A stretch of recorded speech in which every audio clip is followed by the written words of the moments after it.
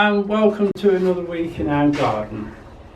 It's a beautiful sunny day, but we have a very bad north wind. The sun this time of year is very low and very strong. So what I've done, I've hung a heavy duty fleece on the outside of the greenhouse just to screen some of the sunlight from burning those young plants that we potted up last week. Now I'll just show you what we've potted up. If you remember, we had a potting weekend last week, and so we got everything done, so we're quite happy. These are some of the things we potted up last week. As you can see, the lettuce I've put into 2 troughs. They've really jumped since I put them in. We have quite a few tomatoes and peppers, some aubergines,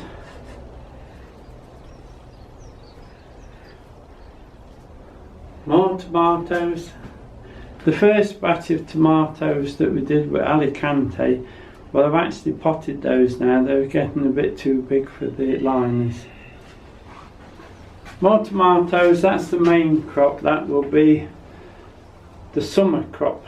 Now there's some of these that will be planted indoors, but a majority will be planted outdoors in the garden. A little bit of celery, just enough there for us. And of course the leeks, which weren't coming on so well, but they've picked up since we potted them. The sweet peas, I've put a tie on now. We'll harden these up next week, but with some bad weather coming in, so I might just hold them. These are the onions we grew from seed. I've been putting fleece on them, so it's pushed 1 or 2 down, but they'll be alright now. We'll let them grow up and then we'll get them under some mesh outside, I think. Now, that's the majority of what we potted on. The cabbage plants that we potted on are now actually outside in that low mesh frame, hardening up. I do bring them back in here at night, but I keep them out there in the day to harden them up, and then eventually we'll start leaving them out. As we've done the broad beans, they're nice and hardened up now, they're perfectly alright to go in. So we'll nip out and we'll get these broad beans potted into the garden.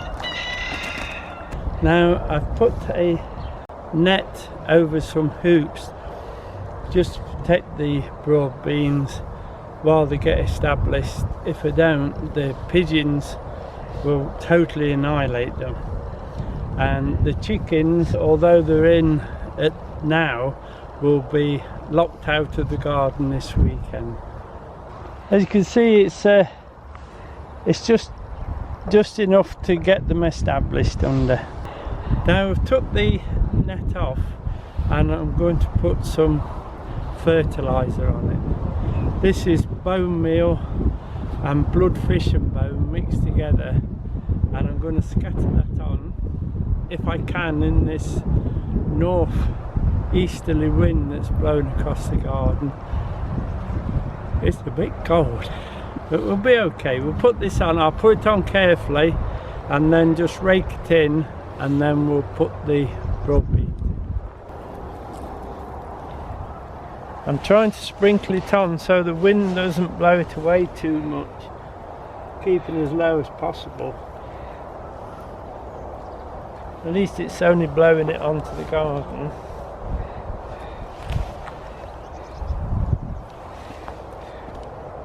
It looks like one of the chickens have come down to give us a hand, but it'll be alright because it'll be locked out in the garden tomorrow.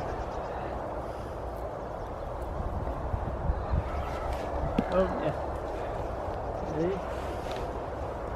It'll be locked out.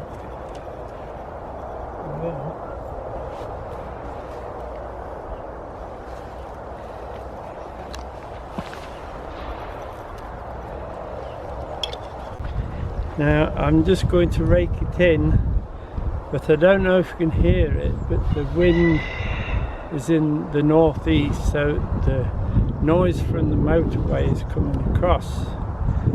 and I thought everybody was on lockdown, but there seems to be an awful lot of people driving down the motorway at the moment.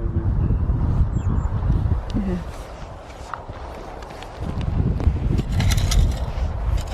I'm just going to rake it into the top because there is some rain coming, then it'll wash it in.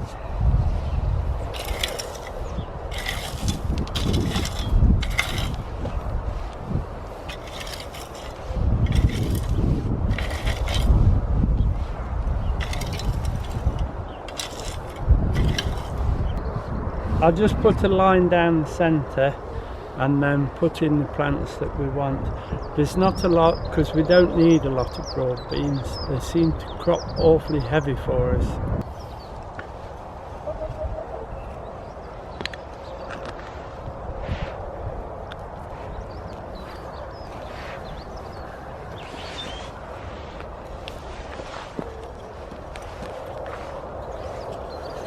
It looks like we got one of the others coming down there to give us a hand. No, don't you eat those? I think it wants to taste the beans, look already. If there's any left, I'll save one.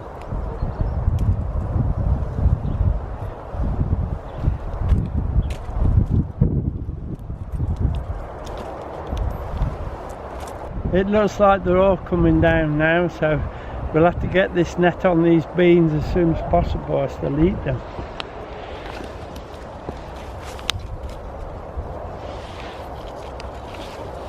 They're done rather well. Some have 2 plants in, the majority have 1 plant. That's one with 2 in, and they're the ones. So we'll space them out. We might have to stop and put chickens in, I think.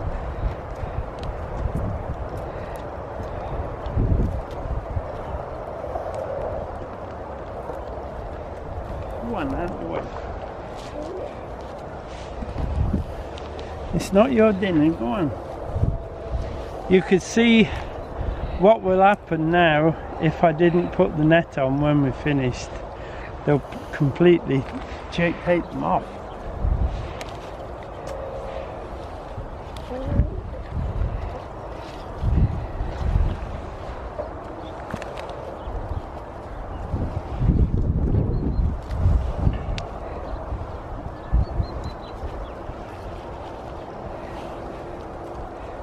Hey, stop it, go on. We'll have to stop filming for a few minutes so I can try and take the chickens away.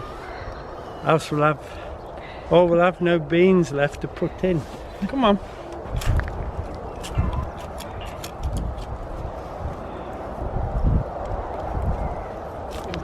They're very well rooted, as you can see.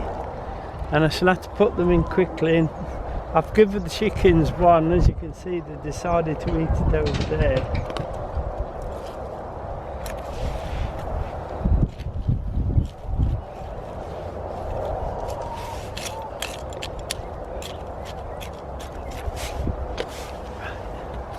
So I'll put these in and then I'll come to you with the last one.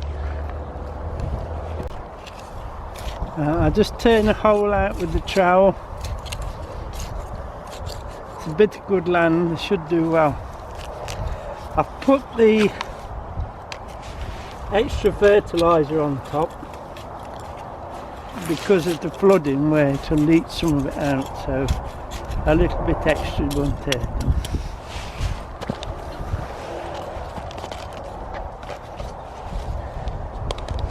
Last one in the line then.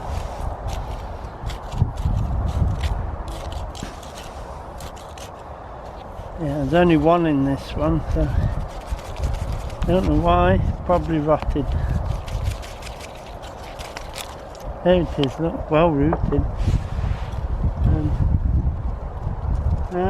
There's the other one, look, the bean had gone rotten in the pot.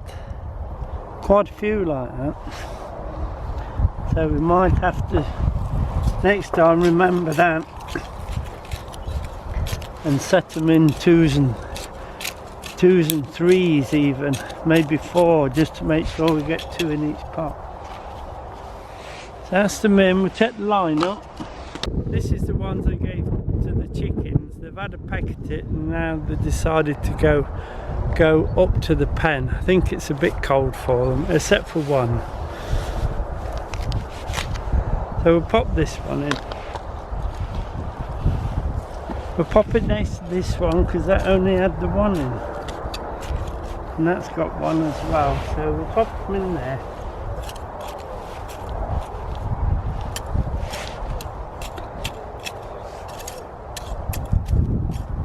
We'll take that line up and get the net over the top for safety.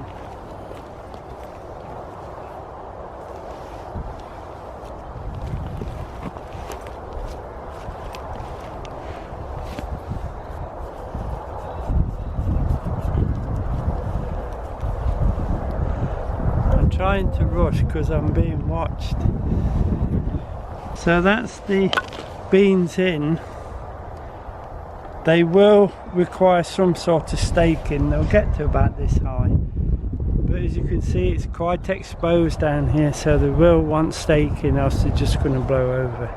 So I'll just put the net on and hold it down. For the pigeons are worse than the chickens, I can assure you.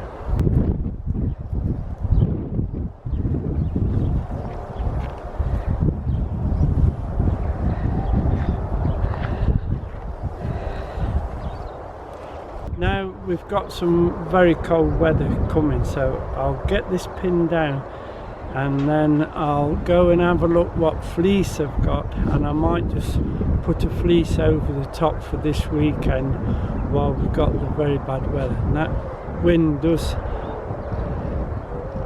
it comes across the fields, and the fields are so cold it makes it into a very, very cold wind. Now hopefully that'll keep the pigeons off it.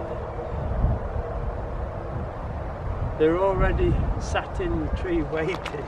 Now I've just got a little job to do on the raspberries. I want to cut the top of the cane, so we'll do that on the way up. Now we're in what will be the fruit cage. There's no cage on it yet. It'll be on in the next week or so. And this is Raspberry Juno.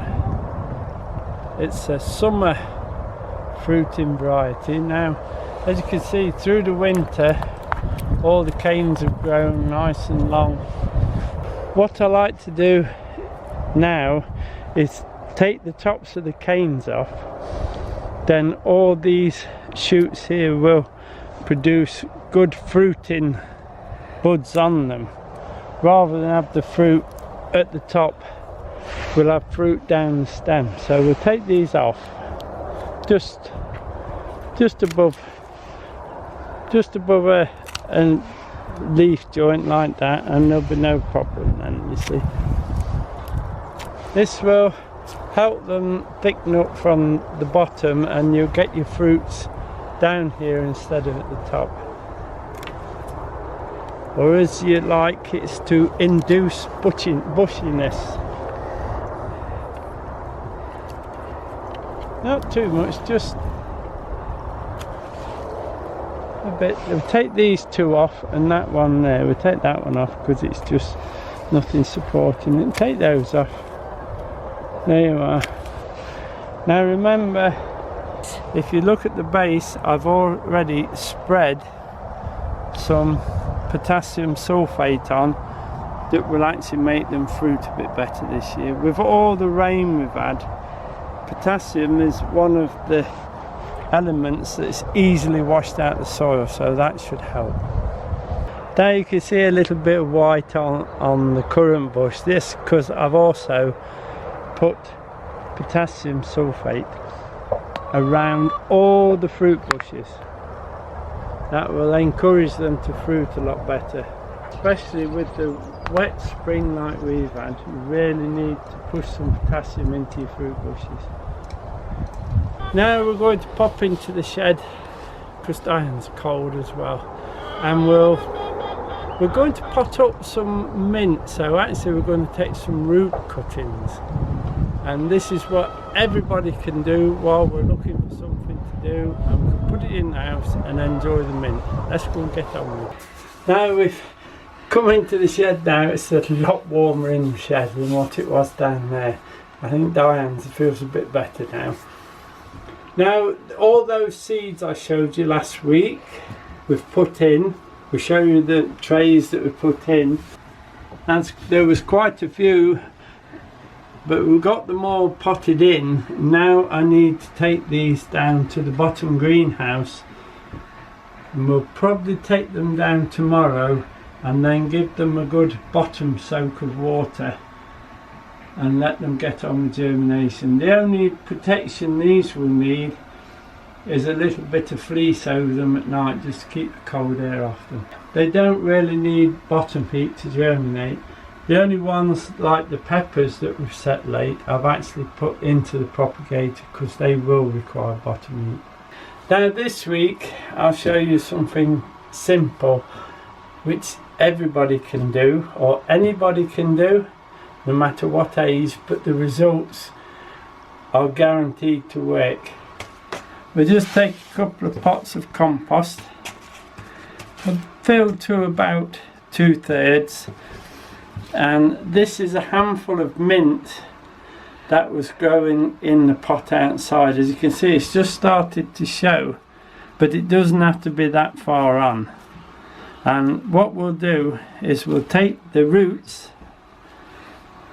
and we'll put that in these pots, put it somewhere warm, and within a few short weeks, if it's nice and warm and moist, that will give you mint that you can have on your windowsill, and that will last you ages. What we do, look, any piece will do, just pull it apart. You can see how quickly it grows. Look, there's the stem coming off. So what we'll do is, because we've got to get it into the smaller pot, we'll put those in, just push them down. Another piece there, look, push that in. Just break it into lengths, or cut it into lengths would be better. If you do see any that are beginning to shoot like this one, there you go, that could go in, that'll be up in no time at all. But just push it in, don't plant it, just push them in for now. Put 4 or 5 pieces of root in, it'll be plenty. And then, as I say, if you keep it nice and moist and nice and warm, they'll be up in no time at all. There we are, we'll throw that one in there for luck. There's plenty in there. Just put some compost on top, press it down quite well, and then a good watering though, so the whole lot's wet.